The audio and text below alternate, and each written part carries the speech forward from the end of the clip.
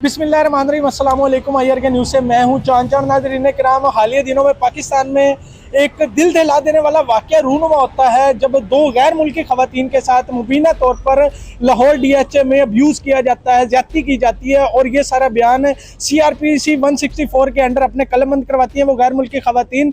हम अवाम से पूछेंगे कि इन मुलजिमों के ख़िलाफ़ क्या अदालत को फैसला करना चाहिए और क्या सज़ा मिलनी चाहिए। आप इस बारे में क्या कहते हैं, उनकी सज़ा क्या होनी चाहिए? जी, सबसे पहले तो मैं यही कहूँगा कि ये अगर इसकी जगह कोई आम गरीब शख्स होता तो वो आप बेहतर जानते हैं कि CCD और वो क्या डबल फ्राई और घोड़ा फ्राई, वो सारा आप इसके बेहतर वाकिफ़ हैं। तो मेरा तो यही हुकूमत से मुतालबा है कि इसकी सख्त से सख्त कार्रवाई की जाए, बग़ैर ये देखे कि वो डिप्टी प्राइम मिनिस्टर के नवासे हैं। तो मेरे तो यही कहना है कि उनको सख्त से सख्त सज़ा दी जाए। और पुलिस से भी मेरा ये है कि वो हक़ पर रह कर कानून के दायरे में तमाम तर किसी फेवरेटिज़म के बजाय कार्रवाई करें। अच्छा, वैसे नाज़रीन किराम, हालिया अरसे में हमने देखा कि जो हाई प्रोफाइल रेप केसेस हैं उसमें ज़मानतें हो जाती हैं मुलजिमों की। क्या इस बार अदालत फास्ट ट्रैक ट्रायल के ज़रिए मुलजिमों को सज़ा दे पाएगी, सख्त तरीन सज़ा? आप क्या समझते हैं, क्या होना चाहिए? सर, सबसे पहले तो हमें चाहिए कि वैसे सोचने वाली बात है कि ये एक DH ऐसी जगह जहाँ पर टोटली मैन हमारे पाकिस्तान का जिधर माना जाता है सबसे सेफ एरिया, सबसे सिक्योरिटी वाला, और वहाँ पे अगर ऐसे वाक़या पेश आ रहे हैं, वो भी ऐसे लोगों के साथ जो हमारे मुल्क में इन्वेस्ट करने आ रहे हैं बाहर मुल्क से, उनके साथ ऐसा वाक़या पेश आ रहा है। तो अगर ये देख रहे हैं कि अब ऐसे बात कर दी है मेरे दोस्त ने कि गरीब के साथ देखा जाता है तो CCD वाले सीधा डायरेक्ट सीन कर देते। अब अगर चाहिए कि इनको भी चाहिए कि हमारे साथ अगर गरीबों के साथ ऐसा कर सकते हैं, तो चाहे वो प्राइम मिनिस्टर का बेटा है, चाहे वो खुद प्राइम मिनिस्टर है, उनके साथ भी वही रवैया रखा जाए जो आप गरीबों के साथ रखते हैं। अच्छा, गैर मुल्की खवातीन, मुतासरा जो खवातीन थी, उसके वालिद का फोन आता है पुलिस को, और आप क्या समझते हैं कि हमारी जो इंटेलिजेंस है और पुलिस है, क्या उनको बाजियाब नहीं करवा सकती थी? कर सकती थी, बिल्कुल कर सकती थी। अगर वो चाहती तो कर सकती थी, लेकिन इस तमाम तर मामले को सिर्फ इस वजह से दबाया गया है और मीडिया पर आने से रोका भी जा रहा है। ताहाल वो इसके पीछे की वजह सिर्फ यही है कि वो एक हमारे मुल्क के अशराफिया की औलाद है, अशराफिया की बिगड़ी हुई औलाद है। और मेरे तो हुकूमत से यही मुतालबा है कि इस मामले में सख्त से सख्त कार्रवाई की जाए, ताकि आने वाले तमाम वक्त में हमारे मुल्क की जो अशराफियाँ हैं और यहाँ पे जितना भी अफसरशाही का निज़ाम है, ताकि ये एक इसका ख़ात्मा हो और आने वाले वक्त में किसी भी गरीब या हमारे मुल्क में आने वाले टूरिस्ट या मेहमान के साथ इस किस्म का वाक़या पेश ना आए। आप क्या कहना चाहेंगे कि पाकिस्तान में जो गुज़िश्ता गैर मुल्की खवातीन के साथ इस तरह का सलूक किया गया है, क्या उनको वैसी सज़ा मिल पाएगी पाकिस्तान में या नहीं? देखें, जो हमने एक्सपीरियंस किया है पिछले केसेस में, तो गरीब जितने भी आए हैं इन केसेस में, रेपिस्ट हैं या उन्होंने चोरी की है या डकैती की है, उनको फिलफोर एजेंसियों के हवाले कर दिया गया है। और तासुर ये दिया गया है कि हम फिलफोर इंसाफ देते हैं। हालांकि ऐसा तो नहीं है, क्योंकि पाकिस्तान में अदालतें मौजूद हैं, जजेस मौजूद हैं, उनको इज्तिमाई का मौका मिलना चाहिए, उनकी हायरिंग होनी चाहिए, उनके वकील उनको देना चाहिए, उनको मौका मिलना चाहिए कि वो अपनी बेगुनाही को साबित कर सकें। लेकिन हमने जो पिछले केसेस देखे, ऐसा कुछ नहीं हुआ और उनको ऑन द स्पॉट गोली मार के सारे शवाहिद ख़त्म कर दिए गए। कोई अदालतें नहीं हुई, कोई उनकी पेशियाँ नहीं हुई, और जितने ताकतवर पकड़े गए हैं उनको एजेंसियों के हवाले नहीं किया गया। क्यों नहीं किया गया? क्योंकि उनके पीछे ताकतवर माफिया है, और वो कौन माफिया है वो सब जानते हैं, वो मैं भी जानता हूँ, आप भी जानते हैं, सब पाकिस्तानी भी जानते हैं। अगर इंसाफ होता, जैसे कि हमारी प्राइम मिनिस्टर साहब हमारे कहते हैं, हमारी चीफ मिनिस्टर साहबा कहती हैं कि हम फ़ौरन इंसाफ देते हैं, दहलीज पर आपको इंसाफ पहुंचाते हैं, लेकिन कहाँ पर इंसाफ है हमें तो नज़र नहीं आता। ये मेरी नहीं, ये पूरी कौम की आवाज़ है। अगर आप इंसाफ देते हैं तो सबको एक पलड़े में आप क्यों नहीं रखते? अभी जो रिसेंट केस हुआ है, जो रेप किया गया है, गैर मुल्की ख़वातीन आई हैं, उसमें हमारे पाकिस्तान का इमेज बहुत ख़राब हुआ है। तो हम कैसे पाकिस्तान को प्रमोट करेंगे? कैसे पूरी दुनिया से विजिटर्स आएंगे, पाकिस्तान के नॉर्दर्न एरियाज़ में आएंगे, सैर के लिए आएंगे? हालांकि आप जानते हैं कि अरब कंट्रीज़, अब दुबई देख लें, शारजा, कतर वगैरह, अब वो विजिटर्स आते हैं और लाखों रुपया वो कमाते हैं, इससे करोड़ों रुपया कमाते हैं। लेकिन पाकिस्तान का इमेज बहुत ख़राब हुआ है। और अब कोई सी क्राइम कंट्रोल डिपार्टमेंट कहाँ गया? CCD जो डिपार्टमेंट बनाया गया है, किसी एजेंसी के हवाले नहीं किया गया, क्योंकि इसके पीछे ताकतवर माफिया है, हुकूमती लोग हैं। अब जो इंकशाफात हुए हैं वो पूरी कौम के सामने आए हैं, लेकिन जो लोग अगवा हुए हैं उनमें से 2-3-4 चेहरे सामने आए हैं, बकिया पूरा जो नेटवर्क है वो मंजराम पर नहीं आया। हालांकि सबको पता है कि वो इस वक्त कैद में है। तो ये जब तक इंसाफ कायम नहीं होगा, जब तक इंसाफ गरीब और अमीर के लिए एक नहीं होगा, तो ये हुकूमतें नहीं चल सकती, ये निज़ाम नहीं चल सकता, ये मुल्क तरक्की नहीं कर सकता।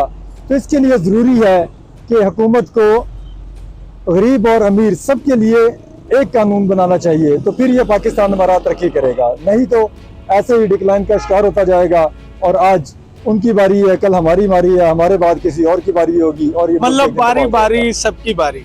क्या कहना चाहेंगे, हालिया दिनों में जो केसेस रिपोर्ट हुए स्पेन से मुतासरा खवातीन के साथ जो सेक्सुअल एक्ट किया गया, आप क्या समझते हैं कि डिप्टी प्राइम मिनिस्टर के रिश्तेदार होने के नाते अदालत क्या कोई रिलीफ तो नहीं देगी, या पाकिस्तान का जिस तरह इमेज बना है इनके खिलाफ जो कानून है उसका शिकंजा मजबूत होगा? आप क्या कहेंगे?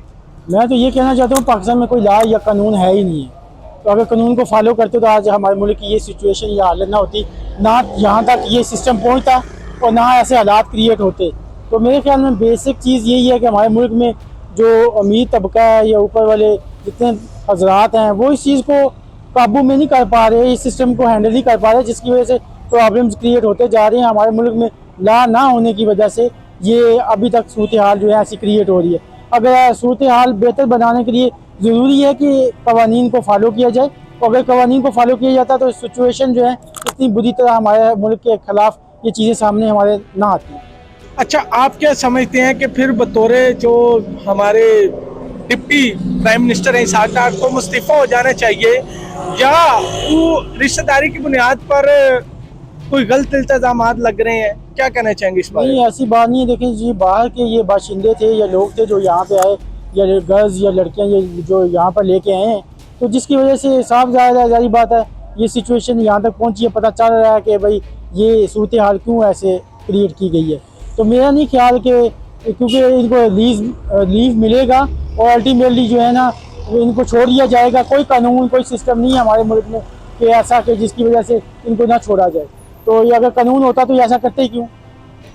अच्छा, मतलब आप समझते हैं कानून ही नहीं है कानून ही नहीं। पाकिस्तान में? अगर इनको डर खौफ खतरा होता तो ऐसी सूरत हाल कहाँ पैदा हो जाती है? जबकि नबी करीम सल्लल्लाहु अलैहि वसल्लम के दौर को देखने कहा जाता है कि अगर उनकी बेटी फातिमा भी चोरी करते तो उनका भी हाथ काट दिया जाता।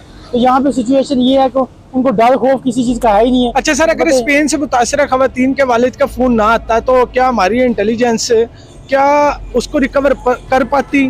मेरा नहीं ख्याल ऐसा होता है कि ये अगर वहाँ से फ़ोन आता है तो जारी बात है तभी उस चीज़ को उन्होंने हाईलाइट किया ना, अदरवाइज इन लोगों को तो पता ही नहीं चल रहा था अभी तक क्या सिचुएशन क्रिएट हो रही है यहाँ पे। मेरा पॉइंट ऑफ व्यू ये है कि देखें, पाकिस्तान एक रियासत है और इसमें बाकायदा एक स्ट्रक्चर मौजूद है, कवानीन का है, अदालतों का है, हर चीज़ का है। तो जब रियासत मौजूद होती है और लोग मौजूद होते हैं, ठीक है, और लोगों ने जो अपने मतलब नुमाइंदगान जो होते हैं मुंतखब करके असम्बली में भेजे होते हैं, ज़ाहिर वो कानून साजी भी करते हैं।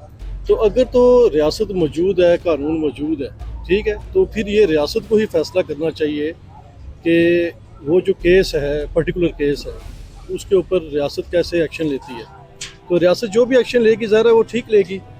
तो अब हम ये कह सकते हैं कि हमारी मर्ज़ी का कानून अप्लाई हो, ये ज़रूरी नहीं है, क्योंकि जब रियासत है तो हमारी मर्ज़ी तो तभी शामिल होती है ना कि जब हमारा वोट कास्ट होता है, ठीक है। अब ये अलग बहस है जी कि वो वोट कैसे कास्ट होता है, उसमें करप्शन है या नहीं है, ये अलग बहस है। तो ये तो फिर बहस बहुत लंबी चली जाएगी। अच्छा, आप क्या समझते हैं कि जो CRPC 164 के बयान गैर मुल्कियों ने दिए हैं खातून ने, तो आप क्या समझते हैं कि जो डिप्टी प्राइम मिनिस्टर इसहाक डार को मुस्तीफ़ा हो जाना चाहिए, या एक रिश्तेदारी की बुनियाद पर उन पे इल्ज़ाम लगाना गलत है? देखें, जो एक नाम लिया जा रहा है, पॉलिटिकल फेमस पर्सनालिटी है, ठीक है, उनका नाम लिया जा रहा है और एक मतलब अभी अब मुल्ज़िम है, ठीक है, मुल्ज़िम को उनके साथ जोड़ा जा रहा है। तो लाजमी तो नहीं है ना कि अब जो है वो एक मारूफ जो शख्सियत हैं, सियासी शख्सियत हैं, उन्होंने कहा हो या मोटिवेट किया हो या उनका नाम इस्तेमाल किया हो कि यह भी साबित नहीं है, ठीक है, यह भी इल्ज़ाम है। तो वो जो भी है, जो लड़का इस केस में इन्वॉल्व है, उसको सख्त से सख्त सज़ा होनी चाहिए। इसमें कोई दो राय नहीं हो सकती अगर तो जुर्म साबित होता है। लेकिन ये कहना चाहिए कि एक पॉलिटिकल पर्सन है तो उसकी वजह से उसको मुस्तीफ़ा हो जाना चाहिए, फलाना हो जाए, ये हमारी मर्जियाँ हैं। मर्जियाँ तो नहीं चलती ना। इस तरह तो हम एक फैमिली, कोई जंजुआ फैमिली है, कोई पट्टी फैमिली है, कोई राजा फैमिली है, हम कनेक्शन बिल्ड करना शुरू हो जाएं कि फ़लाँ जो बंदा है उसने ये जुर्म किया है तो उसकी बेस के ऊपर वो जो फ़लाँ शख्सियत है सियासी, वो उसकी रिश्तेदार है, उसको सज़ा मिलनी चाहिए। ऐसा तो नहीं है। तो ये रियासत के ऊपर है, रियासत की बाकायदा स्ट्रक्चर मौजूद है, उसके हिसाब से। अच्छा, आपके समझते हैं कि हुकूमत पाकिस्तान हमेशा इंटरनेशनल टूरिज्म को फ़रोग देने में बड़ा कलीदी किरदार अदा करती है। इस तरह का केस जब हुआ है और पाकिस्तान का इमेज पूरी दुनिया में ख़वातीन के लिए गैर महफूज बनता जा रहा है, तो इसका ज़ाला कैसे किया जा सकता है या कौन करेगा आपके नज़दीक? देखें, बात यह है कि हम सिर्फ नेगेटिव पॉइंट्स को लेते हैं। पाकिस्तान में अगर आप देखें, व्लॉगर्स आते रहते हैं, बाहर से आते रहते हैं, फॉरेनर आते रहते हैं। उनका आप अगर पॉडकास्ट देखें तो वो हमेशा पाकिस्तान की तारीफ करते हैं और सिक्योर कंट्री कहते हैं। ठीक है, हमारा मसला ये है कि हम एक नेगेटिव पॉइंट को लेकर बाकी जितने भी पॉजिटिव पॉइंट्स होते हैं, ठीक है, अगर फॉर एग्जाम्पल मैं 1 to 100 गिनती लिखता हूँ, मैं 99 की जगह 89 लिख देता हूँ, तो सारे बंदे कहेंगे जी ये आपने फिगर गलत लिखा है। बाकी जो 99 फिगर्स होंगे हम कहेंगे वो उसके ऊपर ध्यान नहीं जाएगा। तो हमें नेगेटिव नहीं होना चाहिए, बी पॉजिटिव। हमें चाहिए कि हम ये देखें कि पाकिस्तान में जो इंटरनेशनल टूरिज्म है वो फरोग पा रहा है, व्लॉगर्स आते हैं। हाँ, इसीलिए मैं कह रहा हूँ ना कि जो ये केस हुआ है इसकी वजह से तो पूरी दुनिया में यही है ना कि ये मुल्क ख़वातीन के लिए गैर महफूज है, यहाँ पे जिनसी ज्यादती होगी, उसे यरगमाल बनाया गया है। तो आपके समझ इसका ज़ाला कौन करेगा, कैसे होगा? इसका ज़ाला तो देखें, इसका ज़ाला तो जुडिशरी करेगी, फिर उन्हें सख्त तरीन सजा जी देगी। बिल्कुल। मैं आपसे पहले भी बयान कर चुका हूँ कि जो जिस बंदे पर इल्ज़ाम लगा है, ठीक है, वो अगर साबित हो जाता है वो मुलजिम से मुजरिम हो जाता है, तो फिर तो सख्त से सख्त सज़ा होनी चाहिए। और सज़ा होगी तो कानून इम्प्लीमेंट होगा। अगर कानून इम्प्लीमेंट होगा तो पाकिस्तान का इमेज बेहतर होगा।